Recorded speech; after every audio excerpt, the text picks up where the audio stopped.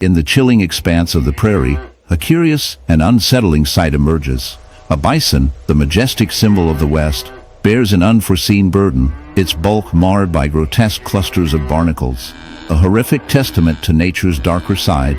As if the bison had stumbled into a nightmarish underworld, these hardened, shell-like parasites cling mercilessly to its thick hide, creating a shocking contrast against its shaggy brown coat. With each clumsy step, the beast seems to drag not just its weight, but also the weight of a grotesque display of survival gone wrong. It draws us in, a living paradox of strength besieged by an unexpected malice. How did such a regal creature fall prey to these sinister invaders? And what darkness lies beneath their hardened exteriors? Barnacles, often thought of as mere nuisances attached to boats or docks, become an eerie reminder of nature's relentless tenacity when they find a host like the bison. These crustaceans, with their small, unassuming shells, possess a remarkable ability to attach themselves to a variety of surfaces, including living animals. When barnacles inflict their infestation upon a bison, the symbiosis turns parasitic. The barnacles feast on the bison's skin, burrowing in and causing wounds that can fester and become infected. The sight of the bison's skin, pocked and punctured by these insidious invaders, evokes a visceral reaction, an unsettling reminder of the fragility of life and the unyielding forces of nature. Yet, the barnacle's ambitions extend beyond mere survival. They proliferate, causing real harm to the bison's health. Infected and weakened, the once mighty creature struggles against an invisible enemy, gnawing at its very essence. It's a battle not just against the barnacles, but against the indifference of nature itself, where the line between predator and prey becomes blurred. The bison's plight serves as a macabre microcosm of the natural world, where beauty can quickly turn to horror.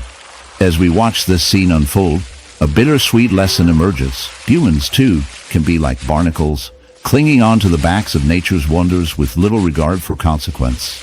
Our impact can leave wounds, often unseen until it's too late. In our relentless pursuit of progress, we sometimes forget that we are part of a larger ecosystem, bound by fragile threads of existence. We must ponder the moral implications of our actions as we coexist with wildlife. Just like the bison, we can be both the heart. In the frigid wastelands of the Arctic, where the icebergs loom like titanic shadows, and the wind howls like a ghostly choir, a solitary figure navigates the stark expanse. This is no ordinary creature. This is a polar bear, a behemoth of the frozen north, cloaked in a thick, ghostly white fur to insulate against the brutal cold. But today, this majestic animal carries a heavy burden, an injury that tells a darker tale, a tale of survival intertwined with the perils of its environment. A horrific wound, harboring a cluster of barnacles, festers on its side. What might seem like a bizarre affliction is, in fact, an eerie testament to the intersection of nature's beauty and brutality. The barnacles clinging to its skin are not just a bizarre occurrence. They are living organisms making a desperate claim to survival, each one a tiny horror in its own right. As we plunge deeper into this unsettling narrative, let's pull back the curtain on the bewildering life of these barnacles. These marine arthropods, commonly found hitching a ride on whales, ships, and the occasional unsuspecting polar bear, are typically renowned for their hard shells and peculiar attachment abilities. They thrive in the frigid waters, utilizing the bear as a mobile substrate in a relationship that veers into the grotesque. These barnacles impose themselves onto the polar bear's skin, embedding their calcareous plates into the flesh. While the polar bear strolls through its icy domain, blissfully unaware, the barnacles take full advantage, extracting nutrients from the surrounding seawater. They splay out their feathery appendages, microscopic straws reaching into the ocean currents, siphoning off the very life the bear fights to sustain. But what of the polar bear? Each barnacle, while seeking sustenance, is also launching an assault on its unwitting host. The wounded tissue around the barnacle's grip festers, riskily fighting possible infections. The bear's immune system strains under this weight, grappling with a plethora of bacteria that's in the mysterious depths of the ocean, where sunlight barely penetrates and shadows dance with every ripple. A massive creature glides silently through the water. This majestic leviathan is none other than a whale, but today it carries a haunting secret, a horrific wound, a grotesque reminder of the dark side of marine life. The whale swims on, blissfully unaware of the grotesque transformation that has overtaken its body. Warns. Beyond the serene exterior is a nightmarish world of barnacle infestation. an alarming tale that intertwines beauty with a grotesque reality, holding a mirror to the often overlooked aspects of nature. As we dive deeper into this tale, we can't help but feel a chill run down our spine. The whale, an archetype of grace and power, is a victim of an unexpected foe. Barnacles, these tiny crustaceans encrusted on the whale's skin, have taken up residence in a symbiotic relationship that has gone horribly wrong. While most living creatures maintain a balance in their ecological relationships, these barnacles have morphed into a grotesque army, invading the whale's vast expanse of skin with such ferocity that the wound resembles a horrifying landscape of dark, bumpy growths protruding menacingly from the whale's once smooth body. Barnacles begin their life as free-swimming larvae, floating along with the ocean currents in search of a suitable surface to settle on. As nature would have it, a whale's skin serves as an ideal real estate opportunity, expansive, warm, and teeming with nutrients from the water. Once barnacle larvae land on a whale, they attach themselves using a strong, adhesive secretion, a choice that ultimately leads to their demise and the whale's distress. They mature into hardened adults, encasing themselves in thick, calcareous shells, creating growths that can measure in size from a coin to that of a grapefruit. If the whale is unfortunate enough to host an infestation of these tenacious hitchhikers, picture this: the whale, swimming majestically through its oceanic domain, is an unintended host to thousands of these barnacles. The pressure they exert on the whale's skin can lead to infections, impairing the healthy healing process of the whale's natural defenses. Each small barnacle acts individually, but together they orchestrate a cruel symphony of pain, damage to the underlying tissues, soreness, and even chronic inflammation, an unprecedented attack on an animal that is otherwise at the top of the marine food chain. The irony of this invasive relationship is striking. A creature so small effectively inflicts wounds upon one of the largest animals. In the heart of the vast savannas, beneath the relentless African sun, emerges a creature that commands awe and respect: the white lion. With its majestic mane glowing like a cream-colored halo, this regal beast is often seen as a symbol of purity and strength. But today, we turn our gaze from the stunning beauty of this creature to the unsettling reality that lurks beneath its surface, a gruesome and horrifying affliction that casts a dark shadow over its noble form. If you will, a white lion, the embodiment of grace, now marred by a horrific wound, an embodiment of nature's darker side. This is the disturbing saga of a white lion beset by an egregious infestation of insects, a tale that intertwines the beauty of the wild with the grotesque fragility of life. As we zoom in closer on this majestic but suffering animal, we uncover a wound that is more than just an injury. It is a portal into a world of horror, a gaping hole in the lion's flesh, likely a product of an unfortunate encounter with a thorny bush, or maybe the brutal bite of another predator. Nestled within this wound, a colony of insidious insects has made itself at home: flies, maggots, and beetles, all reveling in the rot and decay, turning the lion into a veritable feast. This infestation, while shocking in its implication, speaks volumes about the cycle of life and death in nature. Flies can sense the slightest hint of putrefaction from miles away.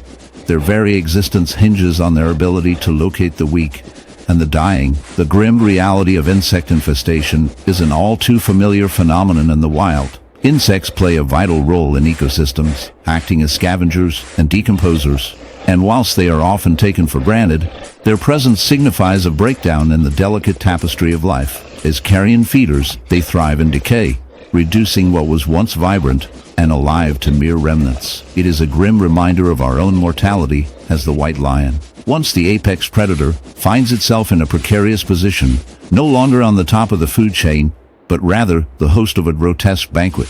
The life cycle of these insects is a marvel of nature in its own right, albeit one that would send shivers down the spine of even the most seasoned wildlife enthusiast. Flies lay their eggs in the open wound. Soon, the larvae emerge, tiny, writhing maggots that feast upon the necrotic flesh. Their bodies, translucent and repulsive, consume the very essence of life, leaving nothing but a hollow shell behind. In a way, they are nature's cleanup crew, albeit one that operates with a level of horror that can hardly be imagined. With every passing day, the infestation grows, and so too does the horror of the situation. As we observe this white lion, we are reminded that nature is not always the picturesque landscape we envision on travel brochures. It is raw, it is brutal, and sometimes it is shockingly grotesque. The struggles of survival unfold in real time, unraveling any romantic notions we may have about the wild. It is a hardened reality when insects, seemingly so small and insignificant, can overpower even the might of a creature so mighty as the lion. Here we are confronted with a twisted irony, the very thing that signifies the sun. In the heart of a vast prairie, under the relentless gaze of the sun, a solitary figure moves laboriously through the tall grasses. This is not just any creature of the wild. It is a bison, the very embodiment of strength and resilience on this sprawling landscape.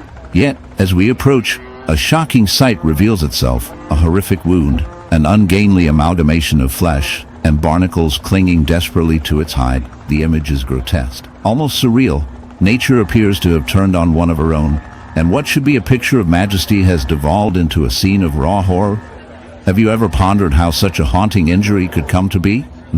Let us delve deeper into this unflattering but undeniable revelation of the natural world, where beauty and brutality intertwine intimately. The barnacle, a misunderstood invertebrate, typically finds shelter in the salt-laden waves of the ocean, clinging tenaciously to rocks, ships, and even the limbs of unsuspecting marine life. However, in a chilling twist of fate, and perhaps an unfortunate misadventure, these tenacious organisms have adapted to a much harsher environment, one where their usual aquatic haven has turned against them. When barnacles hitch a ride on a bison, they don't simply exist in the appropriate niches of their original habitat. They become predators of sorts. With alarming efficiency, barnacles have found their peculiar way to latch onto the fur and naked patches of skin, infesting the very creature that roams freely across the plains. As we draw closer, it becomes evident just how drastic the situation is. The bison's skin is marred by a cluster of barnacles. These small arthropods look like twisted figures of armor, each one a testimony to a battle of survival. What begins as a minor nuisance can escalate into a serious affliction as these unwelcome guests dig their shells deeper into the animal's flesh, creating wounds that fester and rot. The barnacles, in their quest for a stable home, inadvertently invite an array of secondary infections, consuming the very lifeblood of the bison who unwittingly harbors them. Blood seeps, and maggots often arrive to perform nature's own grotesque cleanup, compounding the horror of this scene. In this chilling tableau, too, lies a reflection of the primal struggle inherent in nature.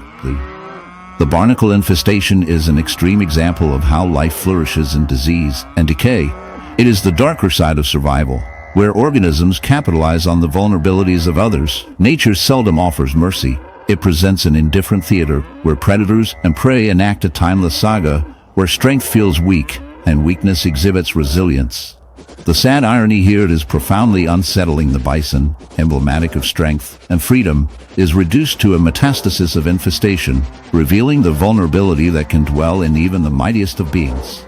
The connection between the barnacle and the bison points to a broader narrative, one that often intertwines humanity with the natural world. As we disturb